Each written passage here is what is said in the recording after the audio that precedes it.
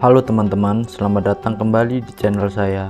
Pada video kali ini, kita akan membahas tentang salah satu perusahaan yang akan segera meluncurkan IPO, yaitu PT Lovina Beach Brewery, atau yang disingkat dengan kode emiten STRK. Jadi, mari kita mulai dengan mengenal lebih dekat profil perusahaan ini. PT Lovina Beach Brewery adalah perusahaan yang menjadi salah satu pelopor dalam industri craft beer di Indonesia, yang kegiatan usaha utamanya adalah melakukan distribusi minuman alkohol. Perseroan melalui perusahaan anak juga memproduksi minuman alkohol, mulai dari proses awal brewing, distilling, hingga menjadi produk minuman alkohol yang siap untuk didistribusikan. Bahan baku utama yang digunakan untuk memproduksi minuman alkohol diimpor dari berbagai negara seperti Jerman, Belgia, dan lain-lain. Perseroan berkomitmen untuk memproduksi produk minuman alkohol yang berkualitas internasional. Perseroan mulai melakukan kegiatan usahanya dalam mendistribusikan minuman beralkohol pada tahun 2010, di mana pada saat itu Perseroan hanya mendistribusikan produk golongan A, yaitu produk minuman dengan kadar alkohol sebesar 0% hingga 5%. Kemudian, pada tahun 2016, Perseroan mengembangkan kegiatan usahanya dengan mendistribusikan produk minuman alkohol golongan B, yaitu produk minuman dengan kadar alkohol sebesar 5,01% hingga 20,00%, dan golongan C, yaitu produk minuman dengan kadar alkohol sebesar 20,01% hingga 55,00%. Pada tahun 2020, Perseroan mendistribusikan minuman alkohol dengan cita rasa lokal. Selanjutnya, berikut adalah beberapa produk dari STRK. Ini untuk golongan A, dan ini untuk golongan B, lalu ini untuk golongan C. Untuk lebih jelasnya nanti teman-teman bisa baca dan lihat-lihat ya. Oke, selanjutnya informasi perusahaan IPO. Jumlah saham ditawarkan yaitu sebesar 1.180 lembar saham dari total saham dicatatkan, yaitu 11,01%. Untuk harga penawarannya ada di antara Rp100 sampai dengan Rp119. Untuk dana yang diperoleh dari penawaran umum sebesar 118 miliar sampai dengan 140 miliar. Untuk penawaran awal pada tanggal 6 September sampai dengan 20 September 2023. Untuk penawaran umum ada di tanggal 3 Oktober sampai dengan 6 Oktober 2023. Untuk penjataan saham ada di tanggal 6 Oktober 2023. Untuk pencatatan saham di Bursa Efek Indonesia ada di tanggal 10 Oktober 2023. Untuk underwriternya SH, yaitu Arta Sekuritas Indonesia, dan STRK ini masuk ke dalam papan pengembangan. Oke, selanjutnya rencana penggunaan dana IPO. Yang pertama, sekitar 62,08% akan digunakan dalam bentuk penyetoran modal kepada anak perusahaan PT Lovina Industri Sukses yang akan digunakan sebagai berikut. Yang pertama, 18,11% digunakan untuk program riset and development dalam pengembangan kategori produk baru dan untuk pengembangan sumber daya manusia terkait dengan produk baru seperti produk knowledge, production process and development, serta memberikan pelatihan kepada tim sales dan marketing. Yang kedua, sekitar 42,26% digunakan untuk pembelian peralatan mesin canning dan tangki untuk produksi bir dan spirit dengan rincian sebagai berikut. Satu set unit mesin canning berkapasitas 3.000 sampai dengan 3.500 cans per hour. Lalu 10 unit tangki fermentor berkapasitas 3.000 liter.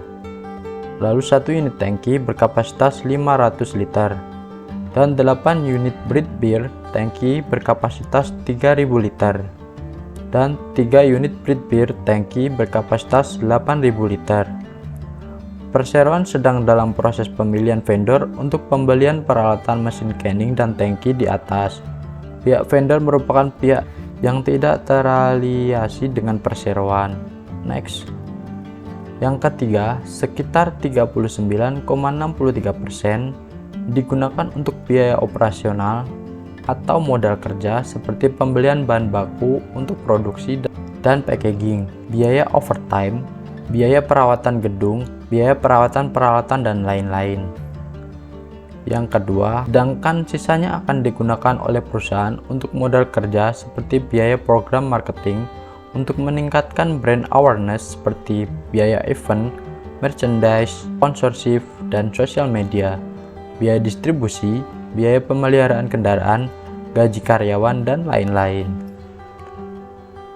Oke, selanjutnya berikut adalah jumlah saham sebelum dan sesudah penawaran umum.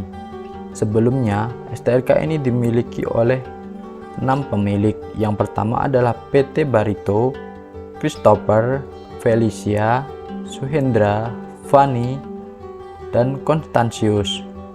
Lalu setelah penawaran umum akan menjadi 7, yaitu masyarakat sebesar 11,01%, dan pemegang saham utamanya adalah PT Barito Mas Sukses sebesar 76,65%, dengan jumlah saham yang sebelumnya 9.541.709.000 lembar saham menjadi 10.721.709.000 lembar saham. Selanjutnya, lock up saham.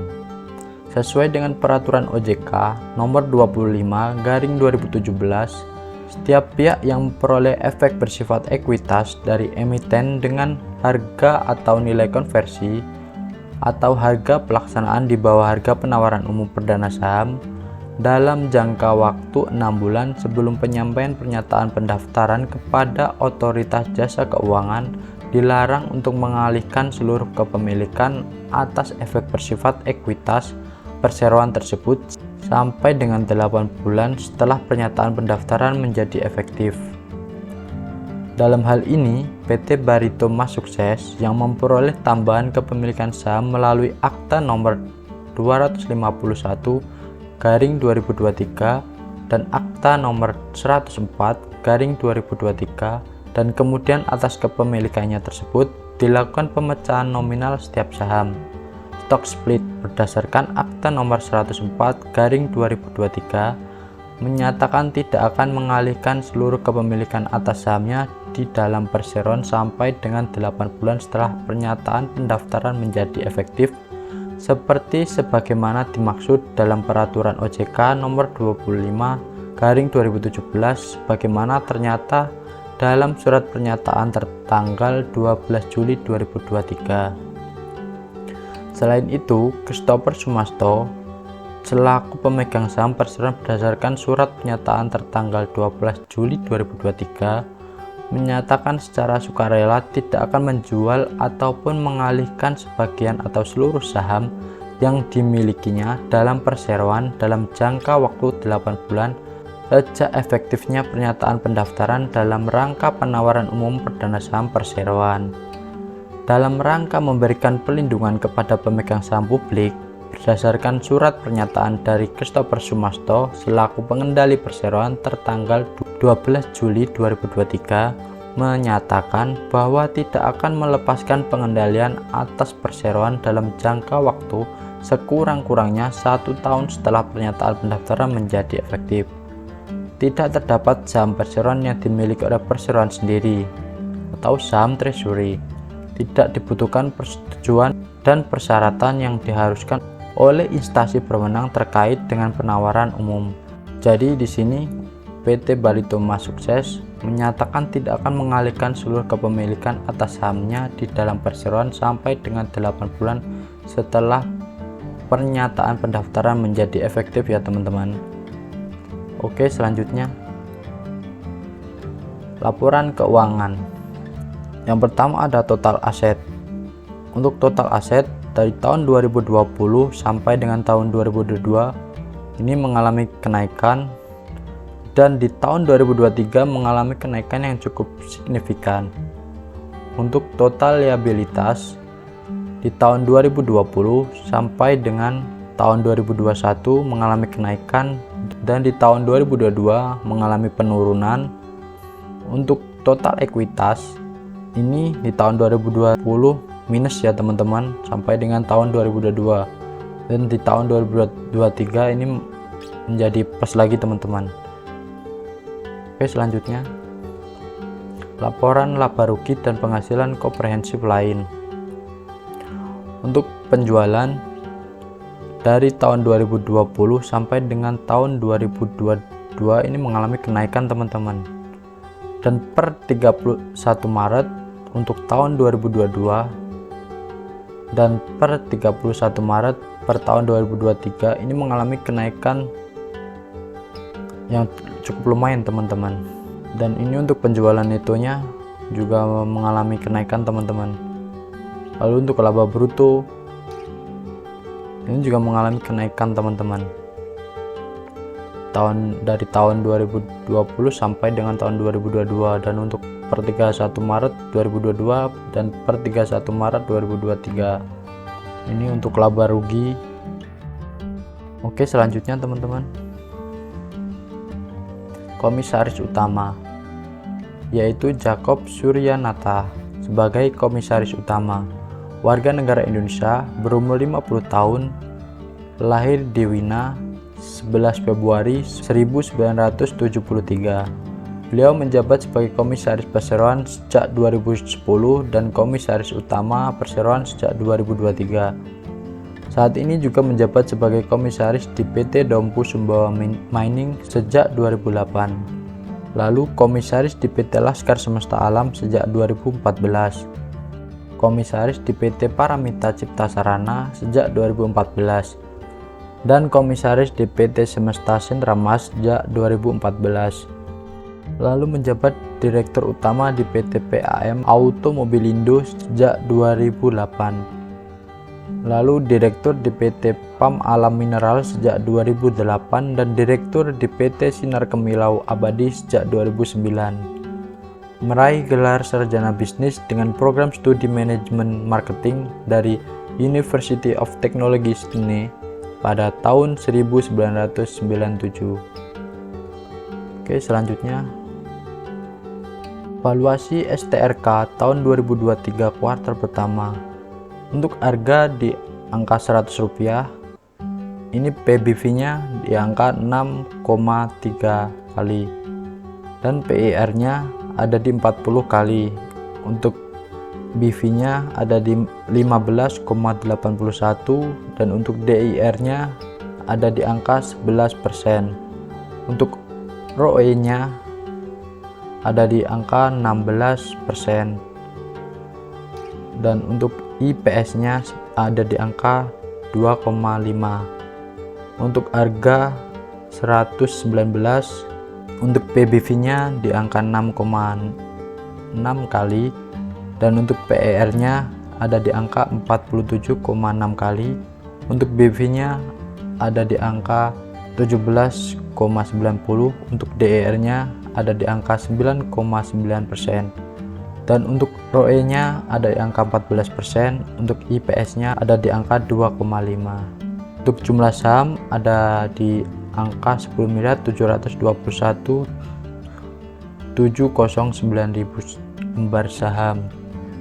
Untuk ekuitasnya ada di angka 169.573.576 untuk harga 100 dan untuk harga 119 ada di angka 191.420.735.736.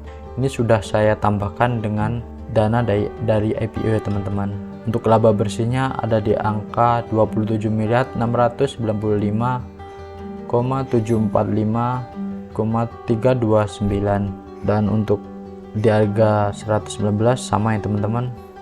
total utang di harga 100 ada di 19 miliar 87.673.754, dan untuk di harga 119 sama ya teman-teman. Untuk market capnya ada di angka sekitar 1 triliun sampai dengan 1,2 triliun teman-teman. Oke, selanjutnya ini adalah perbandingan valuasi emiten sejenis teman-teman. Dibanding emiten sejenis, valuasi yang ditawarkan oleh STRK ini jelas lebih mahal teman-teman daripada emiten sejenisnya. Secara valuasi, harga saham Delta ini lebih paling murah teman-teman dibandingkan dengan semuanya ini teman-teman. Tapi untuk likuiditasnya, perdagangan sahamnya sangat rendah teman-teman. Nah, ini untuk dilihat dari PBV nya ada di angka 6, dan yang paling lebih mahal adalah MLBI ini teman-teman. Ini lebih mahal daripada STRK. Untuk yang paling murah adalah DLTA ini teman-teman, dan lalu ada WIN dan ada BIR teman-teman. Selanjutnya ada STRK ini teman-teman. Oke, selanjutnya untuk underwriternya yaitu penjamin pelaksana emisi efek ada PT Arta Sekuritas Indonesia teman-teman. Untuk historikalnya, PT Arta Sekuritas Indonesia ini cukup lumayan bagus teman-teman.